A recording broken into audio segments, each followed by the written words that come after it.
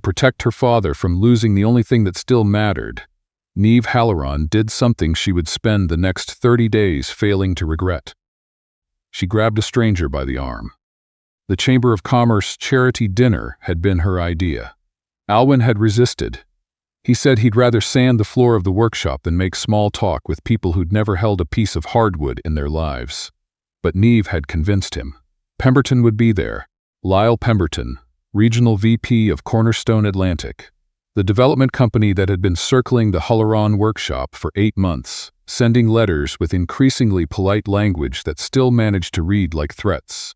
If they could get in front of him in a public room, with witnesses and canapes, he'd have to be civil, he'd have to back off. That had been the theory. By 9 o'clock, Alwyn was cornered near the bar with Pemberton's hand on his shoulder, and Neve could see from across the room that her father's jaw was set in the way it got when he was trying not to say something he couldn't take back.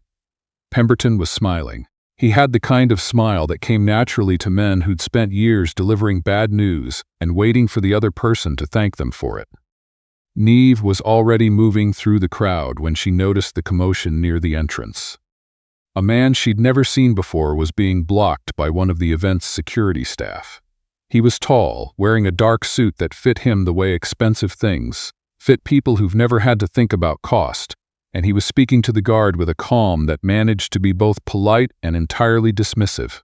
Nearby, Pemberton had noticed too. He said something to the man beside him, and they both turned, the way people turned when they thought they were about to see someone get quietly removed. Neve did not decide to do what she did next. She was reasonably certain of that afterward. The decision happened somewhere below the part of her brain that made decisions. She crossed the room, stepped between the stranger and the security guard, and said, loudly enough for Pemberton to hear, "He's with me. He's my business partner." The stranger looked at her. She looked back at him. He had gray eyes, not pale, not soft, but the specific gray of lake water in November, and he was looking at her with an expression she couldn't quite read. Not angry, not confused. Something more like a man who had just watched a very small animal do something unexpected and was recalibrating accordingly. "Sorry I'm late," he said. And just like that, he played along. Pemberton's expression shifted. The security guard stepped back. Alwyn, who had watched the whole thing from across the room, pressed his lips together in the way he did when he wasn't sure whether to be grateful or alarmed. Later, in the coat room at the back of the venue, Neve closed the door and turned to face the stranger. "Before you say anything," she started. "You grabbed my arm," he said. "I noticed." He waited. Neve crossed her arms. "Pemberton was going to pressure my father into signing something he shouldn't sign. I needed a distraction. So you announced I was your business partner. It worked." He considered this. "You don't know who I am. I know you were about to get thrown out before I stepped in." "That," he said, "is a matter of perspective." He extended his hand, "Corbin Strath." Neve shook it before the name landed. Then it landed. She let go of his hand. "Strath," she said, "as in Strath Capital." "Yes. As in the firm financing Cornerstone Atlantic, among other things. The company that wants to tear down my father's workshop and put a condominium on the waterfront." She kept her voice even. It cost her something. Corbin didn't flinch. "I'm aware of the project." "Then you understand why I'd like you to leave." "I would," he said, "except that I didn't come here for Cornerstone." He paused as though deciding how much to say. "There are irregularities in the Atlantic portfolio. Financial ones. I came to Halifax quietly to look into certain transactions before they become a problem I can't manage from Vancouver. Your Pemberton is part of what I'm investigating." Neve studied him. "You're investigating your own company. Part of it, quietly. And you need a reason to be here that doesn't raise questions." Something shifted in his expression, not a smile, but the suggestion of one. "Your announcement was inconvenient timing," he said, "or very convenient, depending on how you look at it." Neve did not want to agree with anything he said. "How long?" 30 days. Long enough to trace the transactions and build a case. Long enough to neutralize Pemberton without tipping him off. And in return? Pemberton stops pressuring your father, permanently. Neve thought about the workshop. about the smell of cedar shavings and linseed oil, about the way Alwyn's hands moved when he was finishing a piece, about the fact that her grandfather had built the main workbench in 1967, and it was still there, still level, still solid. She thought about the letters from Cornerstone with their polite, lethal language. "Rules," she said. Corbin raised an eyebrow. "You don't speak for me. You don't make decisions about my family's situation without asking first. When we're not in public, there's no need to pretend anything." "Agreed. And you don't look at me like you've already figured out how this ends." He considered that one. "How am I looking at you?" "Like that," she said. "Like you're doing right now." Something moved behind his eyes. "I'll work on it." 30 days, Neve said. "After that, it's done." "Understood." She extended her hand. He shook it. And Neve walked back out into the charity dinner with a stranger's number in her phone and the very specific feeling that she had just made a moderately terrible decision. The next morning, Neve brought Corbin to the workshop. Alwyn was already there when they arrived. He was always already there, arriving at 6 to open the windows and let the wood breathe, as he put it. Brid, who was 23 and constitutionally incapable of arriving anywhere before 9, showed up 12 minutes later in a coat she'd borrowed from Neve without asking. Alwyn shook Corbin's hand. Then he looked at him properly and said, "Strath." Just the one word. Corbin said, "Yes, sir." Alwyn set down his coffee mug. "I haven't heard that name in a long time." His voice had gone quiet in the way it did when a conversation had stopped being casual. "Dad," Neve started. "It's fine." He picked the mug back up. "Show him around." Brid, who had missed none of this, waited until Alwyn was in the back room before pulling Neve aside. "Does he own a car or a fleet?" Brid. "Contest. He's not here for you." "I never said he was for me." Brid glanced across the workshop to where Corbin was examining a half-finished console table with what appeared to be genuine attention. "He looks at furniture the way people look at it when they know what it costs to make something right. That's a person who respects things. Or he's calculating resale value." "You're so suspicious." Brid looked back at her sister. Also, the name Strath. Dad looked like someone walked across his grave. Neve didn't answer. She'd noticed too. She spent the rest of the morning watching Alwyn every time Corbin's name came up. 3 times her father found a reason to change the subject. Once, when Corbin mentioned that his firm had acquired some older maritime properties in the region, Alwyn left the room entirely. When Corbin departed that afternoon, Neve walked him to his rental car. "He knows your family," she said. "I suspect so." "He's hiding something." Corbin looked at her steadily. "That doesn't make him guilty of anything." She had expected accusation. She hadn't expected that. "You're not jumping to conclusions." "Not yet." He paused. "What does your family have to do with mine, Neve?" She looked back at the workshop, at the old sign above the door, Haloran and Sons, which had been there since before her mother died, since before Thomas had moved to Calgary and stopped returning calls, since before it was just her, and Alwyn and Brid holding the whole thing together. "I don't know yet," she said, "but I think we're going to find out." 3 days later, an envelope arrived at Corbin's hotel. No stamp, no return address, delivered in person. Inside, a single sentence on plain white paper.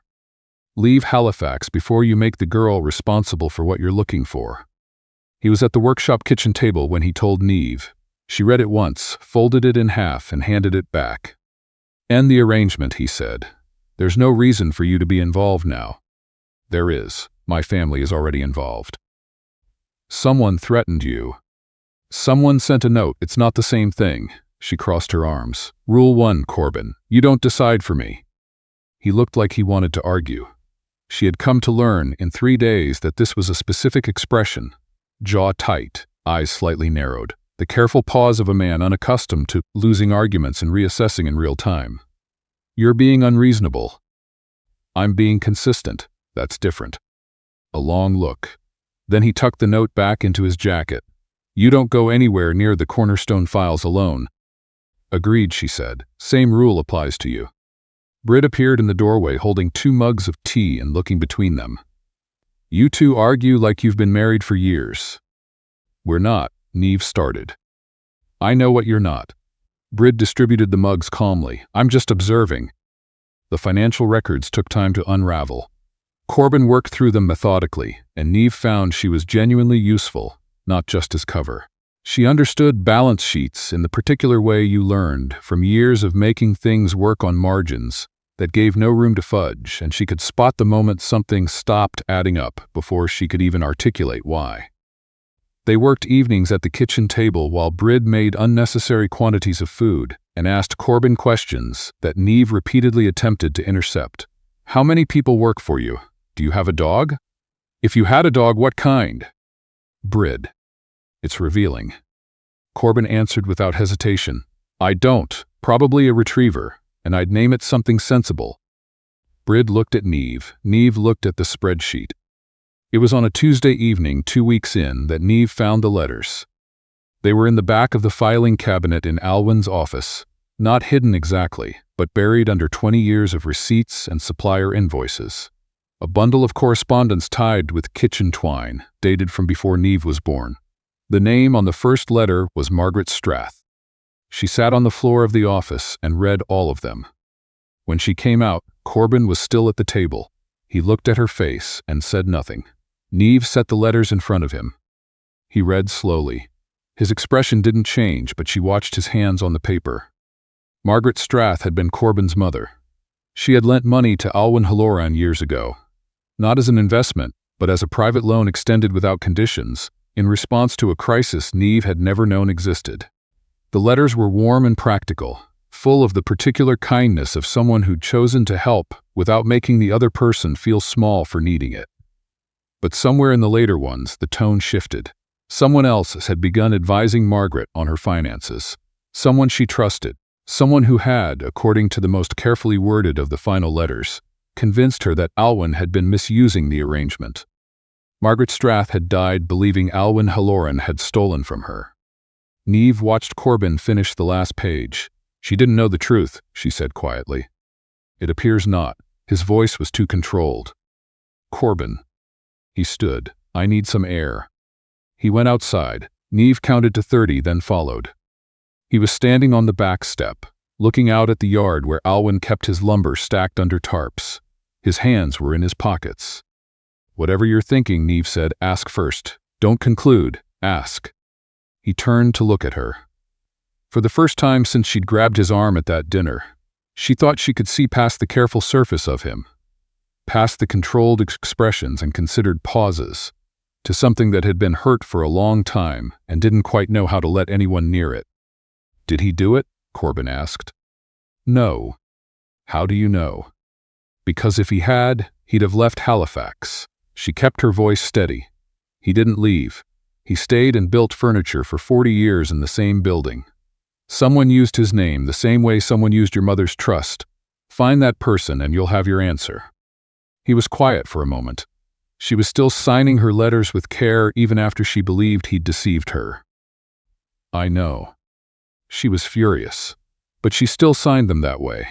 He looked back at the lumber yard. I grew up thinking he'd ruined her. I know, Neve said. A long silence settled between them. Then Corbin said, we need the original account documents before this goes any further.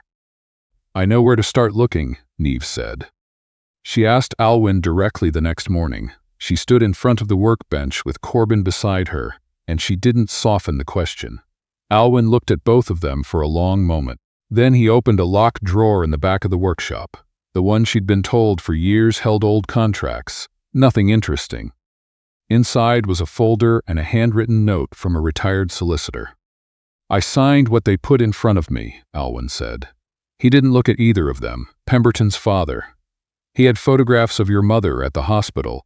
This was when she was very ill, and he told me if I made trouble, the insurance policy would be contested. I had 3 kids and a sick wife and no good options. He finally looked at Neve. I signed, and I have lived with it. Neve's throat was tight. She didn't trust herself to speak. Corbin picked up the documents. He read through them with focused attention. Then he set them back down and looked at Alwyn. She never knew, he said. My mother. She died not knowing. Alwyn met his eyes. I know. I'm sorry. I was a coward when it mattered. A pause. Then Corbin said, you were trying to protect your family. Another pause longer. I've been blaming the wrong person for 20 years. Neve turned away briefly. Brid would have said something deflecting at that moment, something kind disguised as a joke. Neve didn't have that skill. She just stood there and let the moment be what it was. That afternoon, Lyle Pemberton made his move. Brid called Neve at 2:15. She'd gone to the Cornerstone Atlantic offices alone, without telling anyone, convinced that if she simply explained the history, the coercion, what Pemberton's father had done, he would understand. She was 23 and had genuinely believed this was possible. By the time Neve and Corbin arrived, Brid was being kept in a conference room. Pemberton's assistant explained that Ms. Haloran had come voluntarily and would be free to leave when the meeting concluded. Neve walked past the assistant. Corbin followed without comment. The conversation that followed was not short. Pemberton had carefully selected documentation he claimed supported his position. Corbin had the original records from Alwyn's drawer and photographs of the letters. Neve had 19 years of institutional knowledge of her family's finances and a precise understanding of exactly where the numbers stopped being honest. By the time Pemberton called his lawyer, it was evident that what he had was not a negotiable business dispute, but a liability with a paper trail. Brid leaned over to Neve at one point and whispered, "I owe you an apology." "Don't," Neve murmured. "I thought I could fix it alone." "I know, so do I. It's a family flaw." Brid was quiet. Then, "Is this what it feels like? Running into things without thinking?" "Welcome to it," Neve said. The loan extension came through 4 days later. The Cornerstone Atlantic project was suspended pending regulatory review. Alwyn said very little, but that evening he made dinner for 6 people when there were only 4 of them, which was the thing he did when he was relieved but didn't know how to say so. Corbin received an email on a Thursday morning. Neve was beside him when he read it. She watched his face. "What happened?" she asked. "2 board members are challenging my position at Strath Capital. They're claiming I conducted an internal investigation without proper authorization." He sets down his phone with the deliberate care of a person managing a reaction. "They've called an emergency review in Vancouver. When do you leave?" "Tomorrow." She waited. "I'll go alone," he said. "This doesn't involve." "Don't," she said. "Rule 1. This is my company, Neve, my fight. Your mother's letters are in my father's filing cabinet. His signature is on the evidence you're bringing. Our families have been tangled up in this for 30 years. She kept her voice level. "I'm not asking to come. I'm telling you I'm coming." He looked at her for a long moment. "It could take weeks." "I know. I might lose the firm." "I know." She didn't look away. "You're the one who said the 30 days were a starting point. So, here's what comes after." Something shifted in his expression. Not the careful surface, but beneath it, in the place she'd learned to watch. He exhaled slowly. "I'll book a second seat," he said. "I already did, last night." She handed him her phone with the confirmation email open. "I was fairly sure you were going to try to leave without me." He stared at her. You have a very readable face when you're planning a unilateral decision." "That is not true." "It absolutely is." She took her phone back. "We board at 7:15.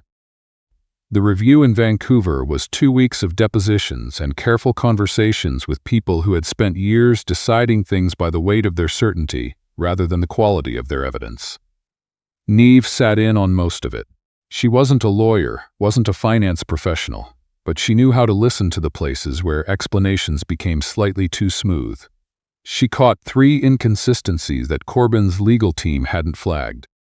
One evening, in the kitchen of his Vancouver apartment, spare and well-lit, the kind of space where a person had lived alone long enough to stop imagining anyone else in it, she found him reading the same paragraph of a document for the 4th time.